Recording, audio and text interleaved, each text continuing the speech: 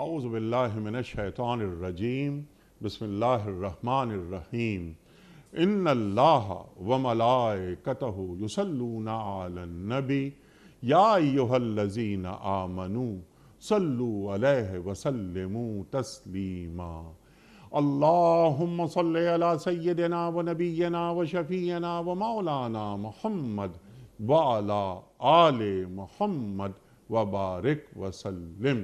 محترم خواتین و حضرات، السلام علیکم۔ پیام صبح کے ساتھ ایک بار پھر حاضر، میں ہوں آپ کا میزبان انیق احمد۔ خواتین و حضرات، روزانہ حاضر ہوتے ہیں آپ کی خدمت میں۔ قرآن کریم کی چند آیات پر گفتگو ہوتی ہے ہمارے معزز علماء کی، وہ ہمیں سکھاتے ہیں کہ قرآن کریم کا پیغام کیا ہے اور اللہ تعالیٰ ہمیں کیسا دیکھنا چاہتا ہے اور اللہ تعالیٰ ہمیں کہاں دیکھنا چاہتا ہے۔ سرکار دو عالم صلی اللہ علیہ وآلہ وسلم کی اتباع کسے کہتے ہیں؟ تو قرآن کریم کی روشنی میں ہم آگے بڑھتے ہیں کہ قرآن اور صاحب قرآن دونوں کو ساتھ لے کر آگے کیسے بڑھا جاتا ہے، یعنی سیرت رسول کریم صلی اللہ علیہ وآلہ وسلم۔ تو سیرت کے حوالے سے جو پہلی کتاب ہے وہ قرآن کریم ہی ہے۔ تو اللہ کے رسول صلی اللہ علیہ وآلہ وسلم قرآن کریم کے مختلف آیات کے تعلق سے، یہ قرآن کے جو مجموعی مفہوم ہے اس تعلق سے اللہ کے رسول صلی اللہ علیہ وآلہ وسلم ایک امتی کو کیسا دیکھنا چاہتے ہیں، یہ ہمارے معزز علماء ہمیں تعلیم کرتے ہیں۔ یا ایھا الذین آمنوا کے حوالے سے چند آیات ہیں قرآن کریم میں، 89 آیات ہیں، مخاطبت ہو رہی ہے اہل ایمان سے۔ ان آیات پر بھی ہم نے بہت مرتبہ گفتگو کی ہے اور کروائی ہے اپنے معزز مہمانوں سے۔ آج کی آیت کا آغاز بھی یا ایھا الذین آمنوا سے ہو رہا ہے کہ اے لوگو جو دعوی ایمانی کرتے ہو، یا ایھا الذین آمنوا لا تلہکم اموالکم ولا اولادکم عن ذکر اللہ ومن یفعل ذلک فاولئک هم الخاسرون۔ یہ سورہ منافقون کی آیت نمبر 9 ہے۔ اللہ تعالیٰ کیا فرما رہا ہے کہ اے لوگو جو ایمان لائے ہو، ایمان کے دعوے دار ہو، یہ مال اور اولاد تمہیں اللہ کے ذکر سے غافل نہ کر دے۔ تو یہ مال اور اولاد قرآن کریم فتنہ بھی قرار دیتا ہے، یعنی آزمائش۔ تو مال اور اولاد یہ دین کے خادم بھی تو بن سکتے ہیں۔ انبیاء کی دعائیں، رب ھب لی من الصالحین، قرآن کریم میں دعا لگ دی گئی، رب لا تذرنی فردا وانت خیر الوارثین، حضرت زکریا علیہ السلام کی دعا، اے اللہ مجھے تنہا نہ چھوڑیے گا، مجھے وارث چاہیے اور تو بہترین وارث ہے، اللہ اکبر۔ لقمان علیہ السلام اولاد کے تعلق سے کیا فرما رہے ہیں قرآن کریم میں موجود ہے۔ تو اولاد اور مال کب فتنہ نہیں بنتے، یہ ایک سوال رکھیں گے۔ عن ذکر اللہ، تو یہ عن ذکر اللہ کیا ہے؟ نماز، روزہ، فرائض، حج، عمرہ، پورا دین کی اطاعت کیسے کی جاتی ہے؟ مال، اولاد راستے میں نہ آئے، میرے اور اللہ کے درمیان نہ آئے۔ وَمَنْ يَفْعَلْ ذَلِكَ فَأُولَئِكَ هُمُ الْخَاسِرُونَ، جو ایسا کرے گا وہ خسارے میں رہے گا۔ اللہ تعالیٰ فرما رہا ہے، جوڑیں گے حالات حاضرہ سے، لمحہ موجود سے، کہ قرآن کریم کی یہ آیت ہم سے کیا مخاطبت کر رہی ہے، ہمارے اعمال کیا ہیں۔ کہیں ہم اولاد اور مال کے چکر میں اللہ کے ذکر سے غافل تو نہیں ہو رہے؟ ہمیں سکھائیں گے، بتائیں گے مفتی نذیر احمد خان صاحب۔ خواتین و حضرات، مفتی نذیر احمد خان صاحب ہمارے ملک کا ایک جانا مانا نام، پیام صبح کا لازمی جز تشریف لاتے ہیں اور ہماری علمی کمی کو دور فرما دیتے ہیں۔ فارغ التحصیل ہیں آپ دارالعلوم کراچی سے۔ مفتی صاحب کو خوش آمدید کہتے ہوئے پروگرام کا آغاز اللہ تعالیٰ کے بابرکت نام سے، سورہ منافقون اور آیت نمبر 9۔ اعوذ باللہ من الشیطان الرجیم، بسم اللہ الرحمن الرحیم۔ يا أيها الذين آمنوا لا تلهكم أموالكم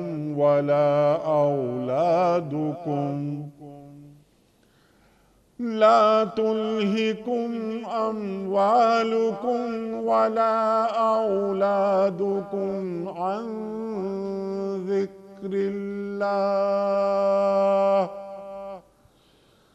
ومن يفعل ذلك فأولئك هم الخاسرون صدق اللہ العظیم۔ اے لوگوں جو ایمان لائے ہو، تمہارے مال اور تمہاری اولادیں تم کو اللہ کی یاد سے غافل نہ کر دیں۔ جو لوگ ایسا کریں گے وہی خسارے میں رہنے والے ہوں گے۔ صدق اللہ العظیم۔ خواتین حضرات، محترم مفتی نذیر صاحب کی خدمت میں اس سے پہلے کہ ہم رکھیں آج کے پروگرام کے حوالے سے پہلا سوال کوئز، کل کے پوچھے گئے سوال کا درست جواب اور آج کا سوال آپ کی خدمت میں۔ کل کا سوال ہمارا یہ تھا کہ امہات المومنین میں وہ کون ہیں جنہیں اللہ تعالیٰ نے سلام بھجوایا؟ درست جواب ام المومنین حضرت خدیجۃ الکبریٰ سلام اللہ علیہا۔ آج کا سوال نوٹ فرما لیجیے۔ ذو النورین کن صحابی کا لقب تھا؟ فرسٹ آپشن امیر المومنین حضرت عثمان غنی رضی اللہ تعالی عنہ، سیکنڈ آپشن حضرت طلحہ رضی اللہ تعالی عنہ، تھرڈ آپشن حضرت بلال رضی اللہ تعالی عنہ۔ جو درست جواب آپ سمجھتے ہوں روانہ فرمائیے۔ ہمارے فون نمبرز ہیں 00922134527 ہمارا دوسرا فون نمبر ہے 009221343000980۔ ہمارا ای میل ایڈریس ps@dunyatv.tv، ہمارا SMS کا نمبر 3031 اور ہمارا واٹس ایپ کا نمبر ہے 00923218250194۔ حضرت یا ایھا الذین آمنوا لا تلہکم اموالکم ولا اولادکم عن ذکر اللہ، ارشاد۔ بسم اللہ الرحمن الرحیم، نحمد و نصلی علی رسول الکریم، اما بعد۔ یا ایھا الذین آمنوا، ایمان والوں کو مخاطب کیا جا رہا ہے کہ دو عظیم نعمتیں ایسی ہیں کہ وہ عظیم نعمتیں تمہارے لیے آزمائش بن سکتی ہیں اگر تربیت کے بغیر، دینی اصولوں کی پابندی کے بغیر ان کے ساتھ تمہارا بیہیو ہو، اور وہ ہیں اولاد اور مال۔ یہ دو نعمت کی نفی نہیں ہو رہی، لیکن یہ دو چیزیں ایسی ہیں کہ اگر تربیت کے ساتھ ان کے ساتھ بیہیو نہ ہو تو مال جو نعمت ہے یہ زحمت بن سکتا ہے، اولاد جو نعمت ہے یہ اولاد مصیبت بن سکتی ہے۔ اللہ تعالیٰ نے اس مضمون کو ایک جگہ نہیں کئی جگہوں پہ بیان فرمایا ہے کہ ایک انسان کی اندر کی ایک نفسانی چاہت ہے، ایک نفس ہے نا، نفسانی تقاضے، تو ہوس پرستی، خواہش پرستی کی جو آواز ہے وہ یہ ہے کہ تکاثر فی الاموال والاولاد، اولاد یہ محور ہے، مال خوب سے خوب مال ہو، خوب سے خوب اولاد ہو، یہ ہر بندے کی آواز، ہر بندے کی نفس کی آواز ہے۔ لیکن اللہ تعالیٰ اس نعمت، اور ہے بھی نعمت جو آپ نے انٹرو میں جیسے ذکر فرمایا کہ انبیاء سلام علیہ نے ظاہر اولاد مانگی ہے، نرینہ اولاد خاص طور سے مانگی ہے، اس لیے کہ نعمت ہے، نعمت ہے تو نعمت مانگی جاتی ہے، زحمت نہیں مانگی جاتی۔ اور مال کے تعلق سے بھی قرآن کریم مال کو خیر کہتا ہے، لحب الخیر لشدید، ٹھیک ہے، وَلَا تُؤْتُوا السُّفَهَاءَ أَمْوَالَكُمُ الَّتِي جَعَلَ اللَّهُ لَكُمْ قِيَامًا، اپنا جو مال ہے بے وقوفوں کے حوالے مت کرو، اس لیے کہ یہ مال بے وقوفوں کے حوالے کرو گے تو یہ مال جو تمہارے رہن سہن، تمہاری جو زندگی کا ذریعہ ہے، کہیں یہ مال، یہ نعمت، تمہاری یہ نعمت غلط ہاتھوں میں جا کے کہیں ضائع نہ ہو جائے۔ تو قیام للناس زندگی کے قیام کا ذریعہ اللہ تعالیٰ مال کو بتا رہا ہے، مال کے ضیاع کو، مال ضائع کرنے کو دین حرام بتا رہا ہے، تو نعمت ہے۔ لیکن کوئی بھی نعمت، جیسے کھانا نعمت ہے، پینا نعمت ہے، لیکن حد سے زیادہ کھانا جو نعمت ہے، یہ نعمت زحمت بن سکتی ہے۔ اگر ایک بندہ حد سے زیادہ کھا لے، یہی کھانا جو بھوک کو ختم کرتا ہے، یہی کھانا بیماری کا سبب بن جاتا ہے۔ صحیح۔ جب آپ ضرورت کی بنیاد پہ جب کھانا نہ کھائیں بلکہ خواہش کی بنیاد پہ کھائیں، آپ کوئی بھی کام ہے، کوئی بھی کام دنیا کی کوئی بھی خواہش پوری کریں، جب اس کو حدود کے بجائے آپ حدود کی پابندی چھوڑ دیتے ہیں تو وہی نعمت آپ کے لیے مصیبت بن جاتی ہے۔ اور دنیاوی ان نعمتوں میں ٹاپ کی جو دو نعمتیں، ٹاپ کی جو نعمتیں جو انسان کو انتہا پہ لے کے جاتی ہیں، حدود کی پابندی انسان کے لیے بڑی مشکل ہو جاتی ہے، وہ دو نعمتیں ہیں۔ اچھا، ایک مال ہے اور ایک اولاد ہے۔ جی۔ اولاد کے حوالے سے تو انسان کو، والدین کو اولاد سے محبت ہی نہیں بلکہ اس کو جنونیت فرمایا۔ جنون کی حد تک ماں کو، باپ کو اولاد سے محبت ہوتی ہے کہ بیٹے کے لیے اپنا سب کچھ والدین قربان کر دیتے ہیں۔ ماں بچے کی تکلیف کے لیے، بچے کی سہولت کے لیے اپنا آرام قربان کرنا، اپنا کھانا آرام کرنا، اپنا سب کچھ قربان کرنا، اس میں یہ والدین کے لیے آزمائش نہیں بلکہ والدین کو اس میں مزہ آتا ہے۔ اور یہی جنونیت ہے۔ ماں بھی یہ کرتی ہے، والد بھی یہ کرتے ہیں۔ پھر یہ جو اندر کی جنونیت ہے نا، یہ محبت، یہ انسان کو مجبور کرتی ہے کہ انسان اپنی اولاد کو اچھا دیکھنے کے لیے، ترقی میں دیکھنے کے لیے، خوشحال دیکھنے کے لیے، ظاہر ہے اللہ تعالیٰ نے ذریعہ مال کو بنایا ہے۔ تو بچوں کا مستقبل، بچوں کا فیوچر، بچوں کی تعلیم، اس کے لیے پھر والدین کی خواہش یہ ہوتی ہے کہ زیادہ سے زیادہ مال ہو، زیادہ سے زیادہ جائیداد ہو، تاکہ ہماری اولاد خوش رہ سکے۔ اب دین ہمیں یہ متوجہ کر رہا ہے کہ اگر آپ نے اس میں حدود کی پابندی نہیں کی، تو ایک آیت میں اللہ تعالیٰ نے فرمایا کہ یہی تمہاری اولاد اگر حدود کی، دین کو مائنس کر کے، حدود کی پابندی کے بغیر اولاد کی اگر تم نے تربیت کر دی تو یہ اولاد تمہارے لیے دشمن بن سکتی ہے۔ عدو لکم فرمایا۔ ایک جگہ پہ فرمایا انما اموالکم و اولادکم فتنہ، تمہاری اولاد اور تمہارا مال تمہارے لیے آزمائش ہے۔ اور یہاں فرمایا جا رہا ہے لا تلہکم اموالکم، ایمان والو تمہاری اولاد، تمہارے مال تمہیں غافل نہ کر دیں عن ذکر اللہ، اللہ کے دین سے۔ یعنی ترجیح دین کو ہونا چاہیے، ترجیح اولاد نہیں ہونی چاہیے، ترجیح کمائی نہیں ہونی چاہیے، ترجیح دین کی پابندی ہونی چاہیے۔ ایک شخص نے ترجیح کمائی کو بنایا، ایک شخص نے ترجیح اولاد کی سکھ کو بنایا اور دین کو تابع کر دیا۔ اولاد اصل، دین تابع، مال اصل، دین تابع۔ جو ایسا کریں گے فَأُولَٰئِكَ هُمُ الْخَاسِرُونَ، حقیقت میں یہ لوگ فائدہ نہیں کر رہے ہیں بلکہ اپنا نقصان کر رہے ہیں، نقصان کر۔ تو منع یہاں، منع اس سے نہیں ہے کہ اولاد نہیں ہونی چاہیے یا اولاد کی محبت نہیں ہونی چاہیے یا اولاد کی خدمت نہیں ہونی چاہیے، نہیں، اولاد کی تربیت یہ سب سے بڑی عبادت ہے۔ سورہ لقمان اس پر دلیل ہے۔ اولاد کی تربیت سب سے بڑی نعمت ہے، اسی لیے سورہ لقمان میں حضرت لقمان سلام علیہ کے اس عظیم کارنامے کا ذکر ہے۔ اولاد کی خدمت سب سے بڑا صدقہ ہے، اس لیے اللہ کے نبی صلی اللہ علیہ وسلم نے فرمایا بجائے باہر والوں پہ خرچ کرنے کے اولاد پہ خرچ کرو، یہ بہترین صدقہ ہے۔ تو اولاد پہ خرچ کرنے کو دین اس کو صدقہ بتاتا ہے، کار خیر بتاتا ہے، اس خرچ کرنے کو ضائع نہیں بتاتا۔ نیک اولاد، اچھی تربیت، اللہ تعالیٰ، اللہ کے رسول صلی اللہ علیہ وسلم نے فرمایا جب انسان دنیا سے جاتا ہے تو خود تو چلا جاتا ہے لیکن اس کے 3 اعمال ایسے ہیں کہ وہ رہتے ہیں پیچھے، ان میں سے ایک نیک اولاد بھی ہے۔ تو نیک اولاد تو بڑی نعمت ہے۔ اسی طرح مال ہے، جب انسان کے پاس مال ہوتا ہے، اور اللہ تعالیٰ نے، اللہ کے نبی صلی اللہ علیہ وسلم نے فرمایا کہ قابل رشک 2 لوگ ہیں۔ ایک وہ ہے کہ اللہ تعالیٰ، اس کے سینے میں قرآن ہے، قرآن کا خزانہ موجود ہے، وہ خزانے کو رات کے نوافل میں قرآن کو پڑھتا رہتا ہے، ہر وقت، ہر آن، ہر گھڑی پڑھتا رہتا ہے۔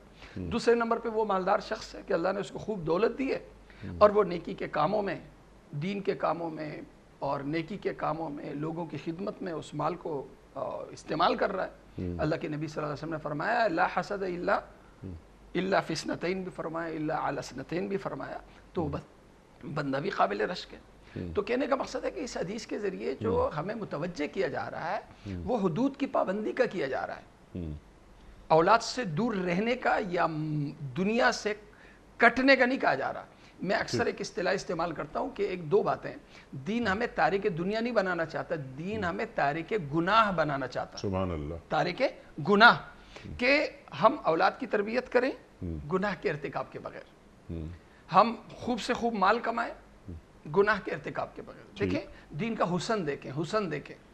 دین نے ہمیں ایک خاص لیمٹ کا پابندی کیا ہے کہ آپ ایک مسلمان کروڑ پتی ہو سکتا ہے، بس یہ اس کی حد ہے، ارب پتی نہیں ہو سکتا. نہیں، آپ جتنا چاہے کر لیں، لیکن شرط کیا ہے؟ آپ جتنے مالدار ہوں گے اتنی آپ زکوٰۃ دو گے، آپ جتنے مالدار ہوں گے اتنے آپ صدقہ خیرات کرو گے. تو آپ بڑے مالدار ہو کے صرف اپنے کو نہ دیکھیں، اپنی اولاد کو نہ دیکھیں، بلکہ اولاد کے علاوہ پوری انسانیت کو آپ اپنا کنبہ سمجھیں. تو اگر ایک شخص ہے ارب پتی ہے اور وہ اس کے اوپر صرف اولاد کی محبت ہی سوار ہے، تو اس کی دولت صرف کہاں ہوگی؟ اولاد کے لیے ہوگی. ہاں، باہر نہیں نکلے گی. اس کے اپنے غریب ملازمین ہوں گے، ان پر خرچ نہیں کرے گا، اس لیے کہ ان کی کوئی محبت نہیں، بس اولاد ہی اول، اولاد ہی آخر. لیکن تربیت اگر دین کے مطابق ہو تو اولاد کو بھی دیکھے گا، اولاد کے علاوہ غریبوں کو بھی دیکھے گا. اور ایک چیز اور بتاؤں، یہ دین ایک خاص اشارہ ہے انیق صاحب. دیکھیں انسان کو سب سے زیادہ محبت دنیا میں کس سے ہوتی ہے؟ اولاد سے ہوتی ہے. اپنے آپ سے بھی کس سے زیادہ محبت ہوتی ہے؟ اچھا، یہ اللہ تعالیٰ کی طرف سے یہ جو فتنے کا لفظ آیا نا، آزمائش، اس دنیا میں ہماری اولاد کے تعلق سے آزمائش شروع کب ہوتی ہے؟ جب بیٹے کی آپ شادی کر کے بیٹے کی اولاد ہو جاتی. اچھا، آدھی موت آپ کو آ جاتی. آپ کے لیے اس وقت دنیا میں اہم ترین کون ہے؟ آپ کی اولاد ہے. لیکن جب آپ کے بیٹوں کی شادیاں ہو جائیں اور ان کے اپنے بچے ہو جائیں تو ان کے لیے اہم ترین کون ہے؟ ان کی اولاد، ان کے اپنے بھائی. جو سب سے آپ کے لیے اہم ترین ہیں ان کے لیے آپ اہم ترین نہیں ہو، ان کے لیے کوئی اور ہے. لیکن اگر تربیت اولاد ہو چکی ہے، والدین نے کی ہے، تربیت اولاد اگر ہو چکی ہے تو آپ کو افسوس نہیں ہوگا. مقام. اگلی بات میری ختم نہیں ہوئی. اگلی بات آپ دیکھو، اگر تربیت ہو چکی ہوگی تو آزمائش نہیں ہوگی، نعمت رہے گی. کیونکہ خواہش کے لحاظ سے تو اہم ترین اپنی اولاد ہے، لیکن دینی حوالے سے اپنی اولاد ہے یا والدین ہے؟ دینی حوالے سے والدین. اللہ اور اللہ کے بعد کون؟ وَقَضَى رَبُّكَ أَلَّا تَعْبُدُوا إِلَّا إِيَّاهُ وَبِالْوَالِدَيْنِ إِحْسَانًا. آپ یہ چاہیں کہ آپ کی اولاد آپ کے لیے آزمائش نہ بنے، امتحان نہ بنے، مصیبت نہ بنے، تو کیا ضروری ہے کہ تربیت اولاد.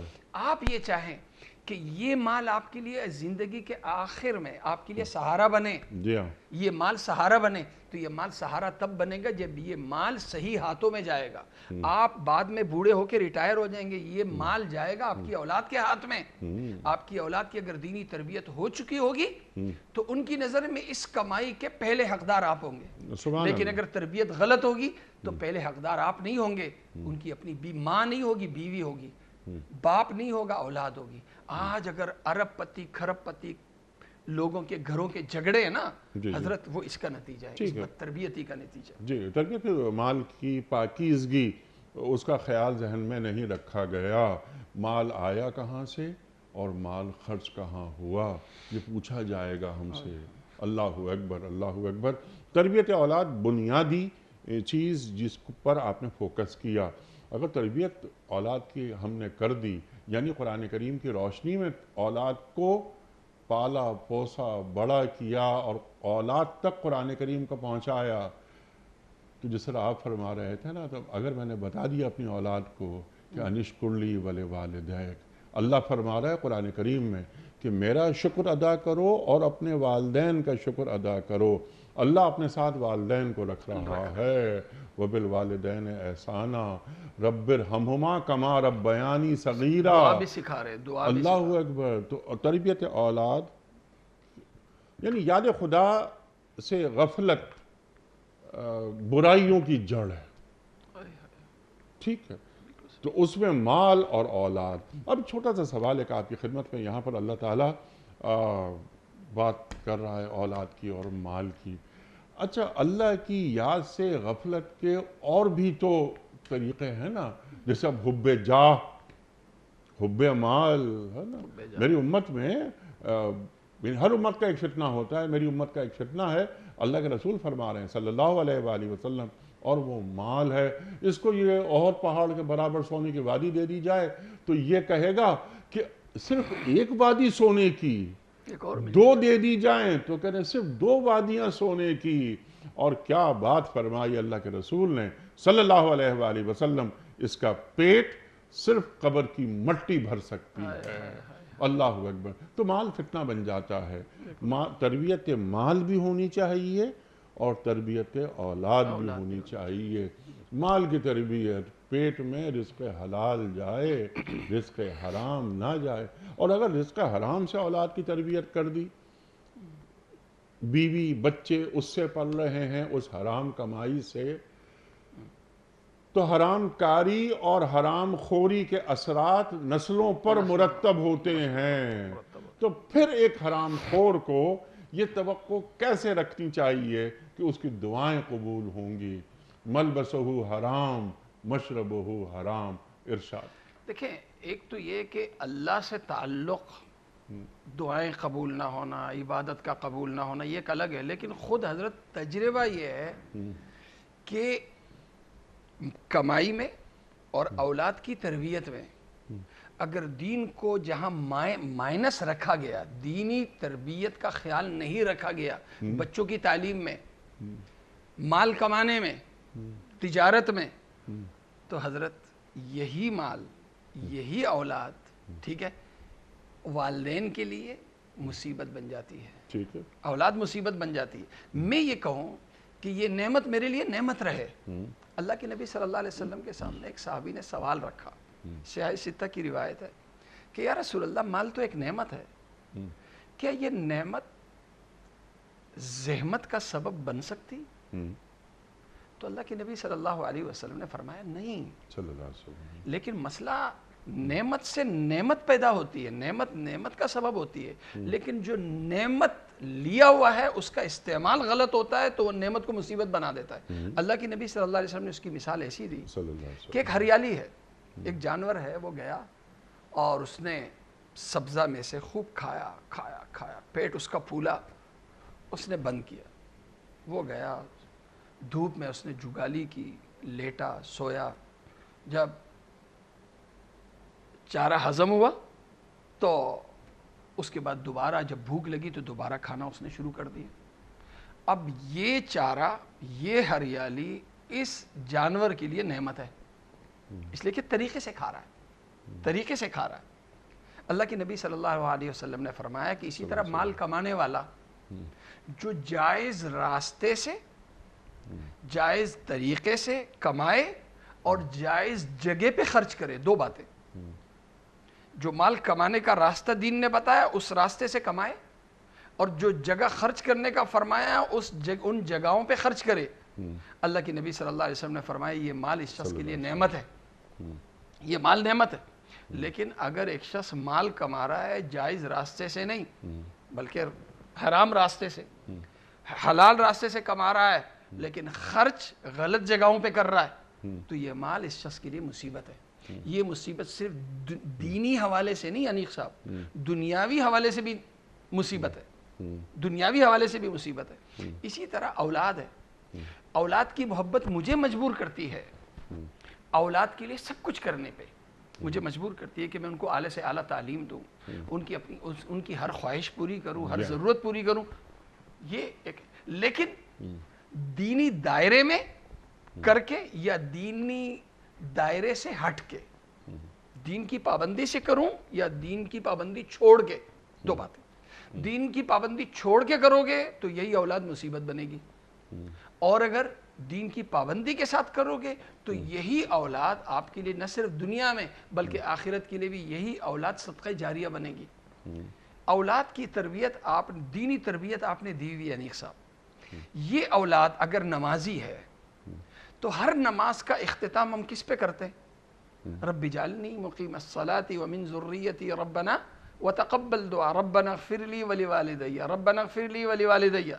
آپ کے اگر 5 بچے ہیں تو 5 بچے 5 نمازوں میں ہر 2 رکعت 4 رکعت میں کے اختتام پہ آپ کے لیے یہی دعا کر رہے ہیں. تو شرط یہ کہ یہ نماز کے اختتام پہ تبھی دعا کریں گے جب آپ نے نمازی بنایا ہوگا.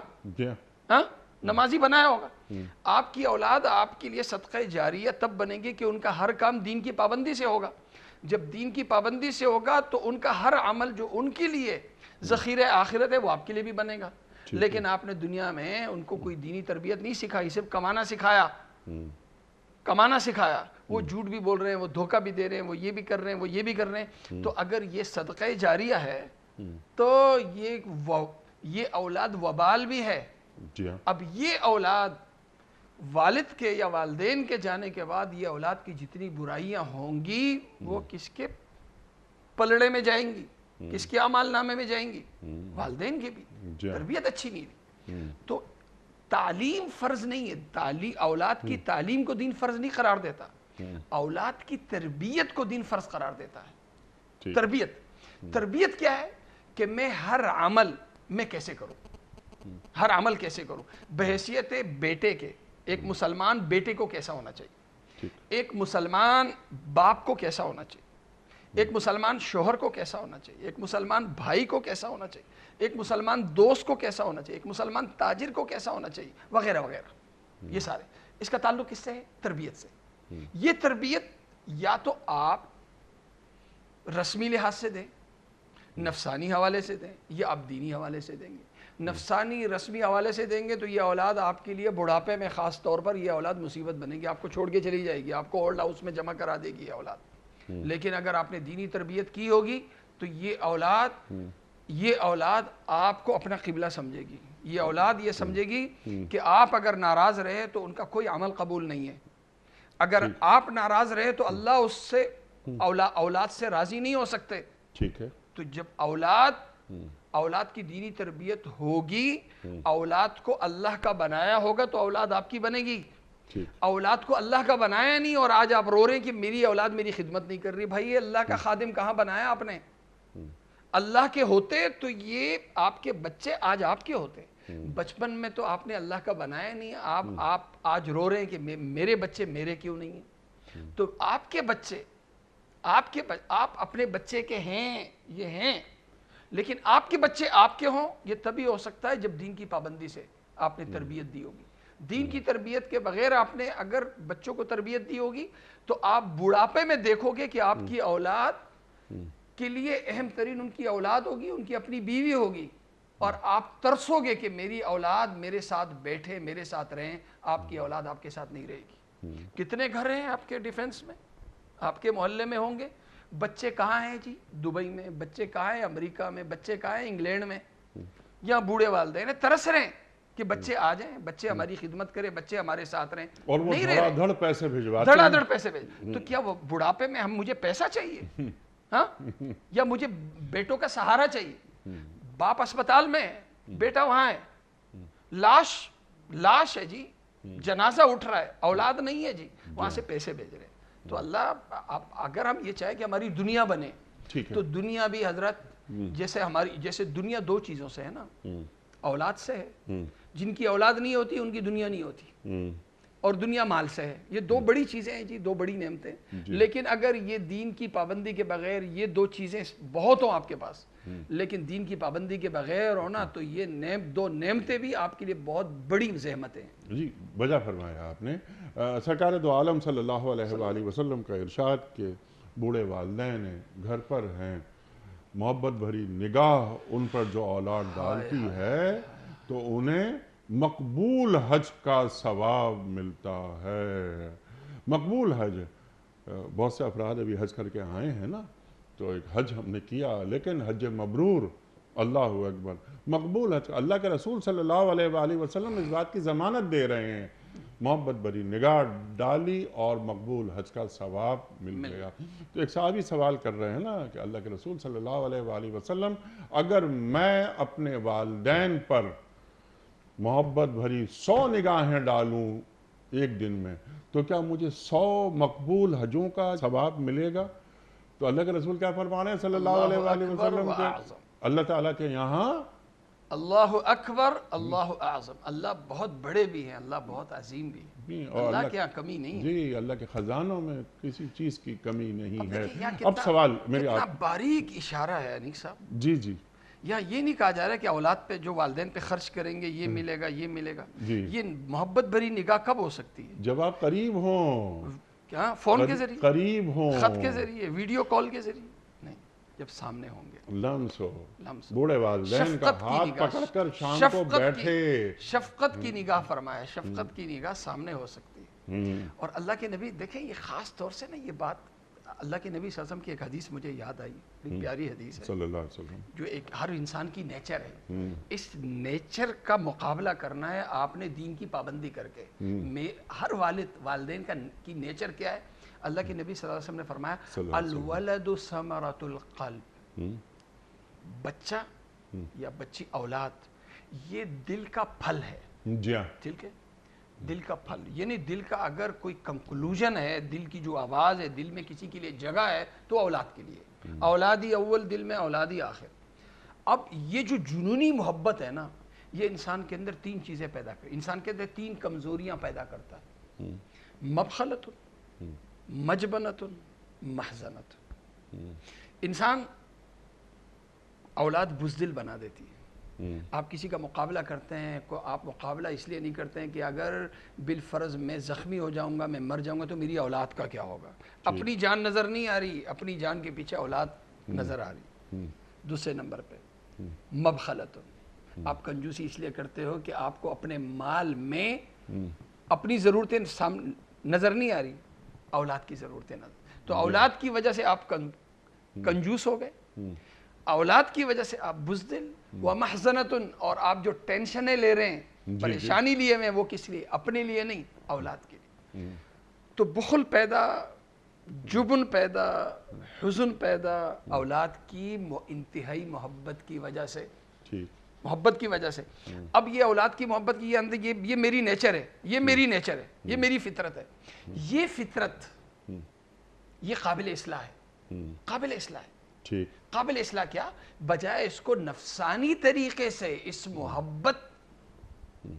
محبت کے تقاضے پورے کرنے کے، میں شرعی پابندی کے ساتھ اگر اس محبت کے ان تقاضوں کو پورا کروں گا تو یہ اولاد میرے لیے دنیا اور آخرت دونوں میں یہ اولاد میرے لیے نعمت بنے گی۔ سبحان اللہ، سبحان اللہ، سبحان اللہ۔ اور جب اولاد زمین پر رہتے ہوئے اپنے مرحوم والدین کے لیے دعائیں کرتی ہے تو جنت میں طبقے بڑھ جاتے ہیں، پھر وہ والدین پوچھتے ہیں کہ ہمارا یہ مقام بلند کیسے کر دیا؟ اللہ کے نبی صلی اللہ علیہ وسلم کی حدیث ہے جی فرمائیے کہ قیامت کے دن ایک جنتی کے سامنے جب اس کا عمل نامہ پیش ہوگا تو وہ دیکھے گا کہ اس کے لیے تو مغفرت کی یعنی اس کے درجے ہی درجے ہیں دعاؤں کی وجہ سے۔ یہ وہی جو ہر نماز کے اختتام پہ ہم کہتے ہیں ربنا اغفر لی ولی والدی، تو مغفرت اس کے لیے بخشش ہی بخشش ہے۔ تو وہ کہے گا اے اللہ میری عمر تو بڑی کم تھی، میری عبادت تو اتنی نہیں تھی، میری دعائیں تو اتنی نہیں تھی، تو اللہ تعالیٰ فرمائیں گے کہ تیرے بعد والوں نے تیری اولاد نے اور تیرے بعد والوں نے تیرے لیے اتنی دعائیں کی کہ وہ سارے کی ساری دعائیں اور وہ سارے کے سارے اعمال آج تمہارے اعمال نامے میں ہیں۔ سبحان اللہ، سبحان اللہ، سبحان اللہ، سبحان اللہ۔ اور ایک اور بات مفتی صاحب میں چاہ رہا ہوں اس پر بھی آپ بات فرمائیں کہ جب جنت کے طبقے یعنی بلند طبقے میں جب داخل کیا گیا تو والدین یہ پوچھیں گے کہ یہ ہم کیسے ہمارا مقام بلند ہو گیا؟ زمین پر تمہاری اولاد نے تمہارے لیے دعا کی، تو ہم جب جو مرحوم والدین کے لیے دعائیں کرتے ہیں تو وہ دعائیں ان کے مقام کو بلند کرتی ہیں۔ اس لیے ایصال ثواب، ایصال ثواب، عمل کا ثواب جیسے زندے کو ملتا ہے اسی طرح مردوں کو بھی ملتا ہے، اور مردے جس کو آپ ثواب جو آپ کے عمل سے جس کو ثواب مل رہا ہے ضروری نہیں کہ وہ مرا ہوا ہو، وہ جیتے جی بھی اس کے لیے ذخیرہ آخرت ہے. سبحان اللہ. اچھی اولاد ہے, آپ بھی زندہ, آپ کی اولاد نماز پڑھ رہی ہے, پورا پورا ثواب آپ کو بھی مل رہا ہے. سبحان اللہ. آپ زندہ ہیں, آپ کی اولاد روزہ رکھ رہی ہے, یہ آپ کی تربیت کا نتیجہ ہے, آپ کو بھی پورا پورا ثواب مل رہا ہے. ٹھیک. تو یہ آپ کی انویسٹمنٹ ہے, یہ جو ہم کہتے ہیں نا دنیا کی چیزوں کا انویسٹمنٹ. جی جی بالکل. اصل انویسٹمنٹ یہ ہے. تو اولاد کو ہم نے باکردار بنانا ہے, باکردار, اعلیٰ ترین کردار کا حامل بنانا ہے, اعلیٰ ترین اخلاق کا حامل بنانا ہے. سبحان اللہ. سبحان اللہ. یہ آپ نے بات فرمائی, سبحان اللہ, کہ اولاد کو باکردار بنانا ہے, کمائی کی مشین نہیں بنانا. ٹھیک ہے. اس کے لیے مقصد زندگی کو سمجھانا کتنا ضروری ہے, ارشاد فرمائیے آپ. جب اولاد کے لیے اصل ہو کہ بیٹا تمہارے لیے تمہاری جو زندگی کا مقصد ہے وہ مال نہیں عمل ہے. جی. تمہاری زندگی کا حسن کمائی نہیں بلکہ تمہاری زندگی کا حسن کردار ہے. انسان معاشرے میں جگہ مال سے نہیں پاتا بلکہ کردار سے پاتا ہے, کردار سے پاتا ہے. انسان اچھے کردار کا ہوتا ہے, یہ غریب بھی ہوتا ہے, اس کی بڑی عزت ہوتی ہے. انسان کے پاس خوب سے خوب دولت ہو, خوب سے خوب دولت ہو, اس کے پاس اگر کردار نہیں ہوتا وہ زیرو ہوتا ہے. ایک ارب پتی, کھرب پتی باپ کی بیٹی زیرو کردار کی ہے, کروڑوں کا جہیز لے کے جاتی ہے, شادی ہو جاتی ہے, مہینے بعد طلاق ہو جاتی ہے. کیوں طلاق ہوتی ہے؟ اس لیے کہ اس کی تربیت دین پہ نہیں ہوئی, خواہشات پہ ہوئی. وہ لڑکی جا کے کہتی ہے میں نے تو کبھی والدین کے ہاں نہ نہیں سنی, یہ میں کیا کر رہی ہوں, یہ میں کیا سن رہی ہوں. تو وہی جب مقصد سے خواہش زندگی کی تربیت اسے دی گئی, مقصد زندگی کی تربیت نہیں دی گئی, خواہش زندگی کی تربیت دی گئی کہ زندگی کا مقصد اس نے خواہش کو بنایا, کردار کو نہیں بنایا. جب کردار کو نہیں بنایا تو آج وہ جب شادی ہو گئی تو بیچاری فیل. بچہ ہے, بڑی تعلیم پائی, سب کچھ ہوا, لیکن عملی زندگی میں دوستوں میں گیا تو فیل, رشتہ داروں میں گیا تو فیل. تو جو مقصد حیات ہے, مقصد حیات وہ آیا خواہشات ہے یا مقصد حیات عمل اور کردار ہے. یہ دو باتیں. انسان کا کردار اسے اونچا کرتا ہے یا انسان کی دولت اسے اونچا کرتی ہے. عزت معاشرے میں جگہ کون سی چیز بناتی؟ مال یقیناً ضرورت ہے, یقیناً ضرورت ہے, لیکن یہ مقصد نہیں. مقصد ہونا الگ ہے, ضرورت ہونا الگ ہے. مال دین نفی نہیں کر رہا, اس لیے دین آپ کو تارک دنیا نہیں بنا رہا, تارک اولاد نہیں بنا رہا. یہ شادی کرنے کو افضل ترین, شادی کرنا افضل ہے یا نہ کرنا افضل ہے؟ انیق صاحب, کرنا افضل ہے. اللہ کے نبی صلی اللہ علیہ وسلم نے اپنی سنت ہی نہیں بلکہ پسندیدہ ترین سنت بتایا. تو کرنا افضل ہے, اولاد کا ہونا افضل ہے نہ ہونے کے مقابلے میں. مال کو بھی دین افضل کہتا ہے. تو جب یہ فضیلت ہے, تارک دنیا, تارک مال دین ہمیں نہیں دیکھنا چاہتا بلکہ تارک گناہ دیکھنا چاہتا ہے. یہ ترک گناہ, یہ اس کا دوسرا نام ہے کردار. کہ آپ ہوں, آپ کی زندگی جرائم سے پاک ہو, آپ کی زندگی گناہوں سے پاک ہو, آپ کی زندگی عیوب سے پاک ہو. یہ عیوب سے پاکی کب ہو سکتی ہے؟ کیا کتاب پڑھنے سے؟ کیا کتاب پڑھنے سے؟ کیا زیادہ سے کیا بڑے سے بڑا گھر بنانے سے, بڑے سے بڑے کاروبار سے؟ نہیں, یہ ہوتی ہے تربیت. اور دیکھیں اصل جو ہے, اصل جو مدرسہ ہے, اصل جو اسکول ہے وہ آپ کا اپنا گھر ہے. عزیز صاحب, اس وقت سب سے بڑا مسئلہ دیکھیں, سب سے بڑا مسئلہ جو تربیت کے لیے, تربیت کتاب سے نہیں آتی, تربیت استاد سے نہیں, تربیت ماحول سے آتی. آپ والدین کا جو سب سے بڑا فرض ہے وہ کیا ہے؟ اپنے گھر کو تربیت گاہ بنائے. اور یہ تربیت گاہ اکثر میں بیانات کے والدین دو کام کر لیں, ان کی اولاد کی دینی تربیت ہو جائے گی. ایک, آپ اپنے گھر کو مسجد بنا دیں, یعنی گھر کے ایک حصے میں کو آپ مصلی بنا دیں کہ وہاں پہ آپ کی اولاد آپ کو عبادت کرتا ہوا دیکھے. آپ نماز پڑھ رہے, آپ ذکر کر رہے, آپ تلاوت کر رہے. بچوں کی اللہ تعالیٰ نے ایک فطرت رکھی ہے کاپی کرنے کی. گھر میں اگر افطار ہو رہا ہوگا بچہ ضد کرے گا میں نے بھی روزہ رکھنا. گھر میں نماز ہو رہی ہوگی وہ بچہ ضد کرے گا کہ میں نے بھی مسجد جانا ہے, آپ کے ساتھ نماز پڑھنی. اس گھر میں اگر تلاوت ہو رہی ہوگی وہ بچہ تلاوت میں آپ کی نقل کرے گا، ذکر میں آپ کی نقل کرے گا. لیکن اسی گھر میں اگر یہ کچھ نہیں ہو رہا، ڈانس ہو رہا ہے، یہ بچہ ڈانس کی نقل کرے گا. یہ بچہ گانا گانے والوں کی نقل کرے گا. یہ اگر وہاں ننگا پن ہو رہا ہے، یہ ننگے پن میں نقل کرے گا. ٹھیک ہے.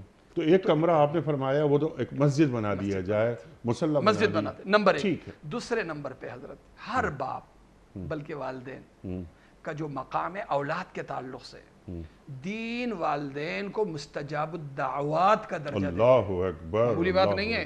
اللہ اکبر. کچھ لوگوں کی دعائیں اللہ رد نہیں کرتا، ان میں سے کون ہے؟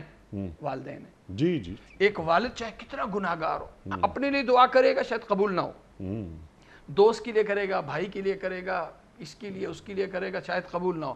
لیکن جب یہی باپ اپنی اولاد کے لیے دعا کرتا ہے، اللہ قبول کرتا ہے. حضرت علی کرم اللہ وجہہ کا ایک قول یاد آتا ہے اس گفتگو کے نتیجے میں، ہمیشہ آتا ہے.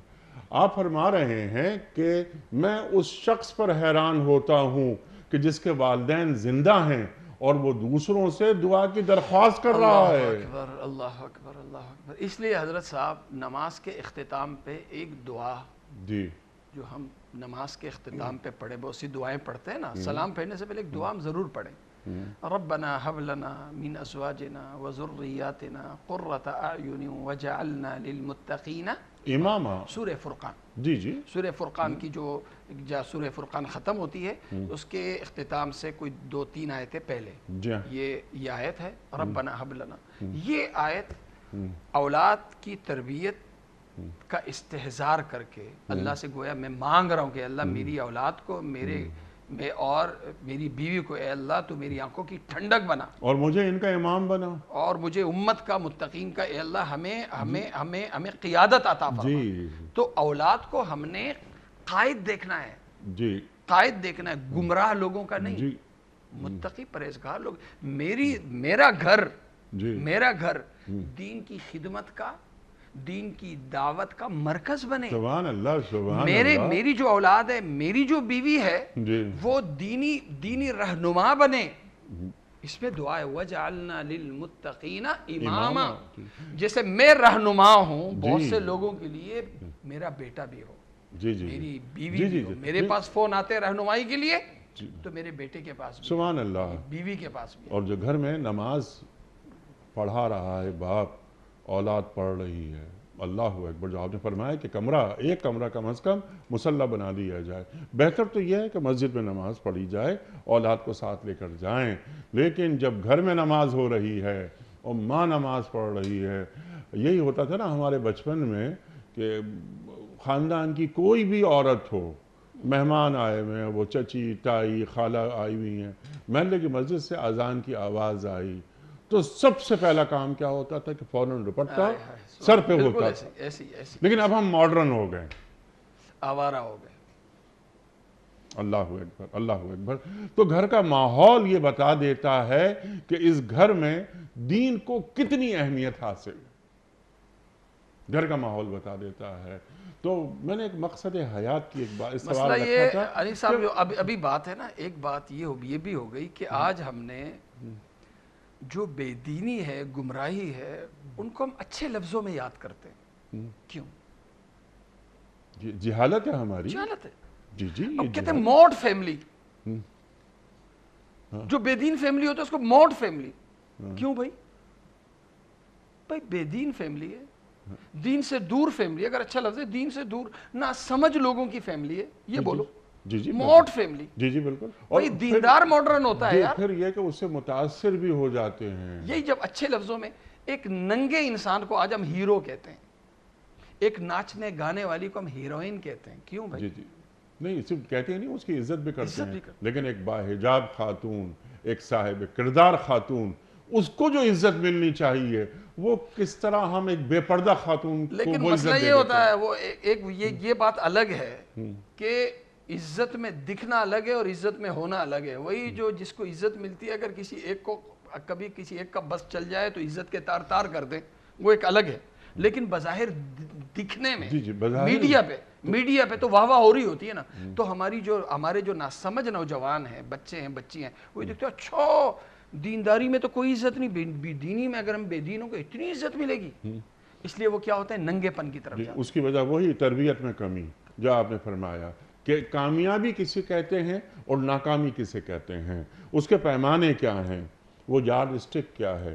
تو وہ والدین بتاتے ہیں کہ بیٹا کامیاب کون ہوتا ہے، ناکام کون ہوتا ہے. یہ نہیں کہ بچوں کو ہم نے پڑھایا اور اچھی تعلیم دے دی، یعنی وہ فزکس کیمسٹری میتھ وغیرہ پڑھا دیا، اسے CSS کرا دیا، یا اس کو بھجوا دیا MBA وغیرہ کرا کے انجینئر بنا کر، یا ایک بینکر بنا دیا. صبح اٹھا وہ اس کی زندگی کا مقصد یہ ہے کہ ٹائی وائی لگا کے اچھا خوبصورت بن کے آفس جانا، اور تنخواہ میری اگر 3 لاکھ ہے تو 5 لاکھ کیسے ہو سکتی ہے، 5 لاکھ ہے تو 10 لاکھ کیسے ہوگی.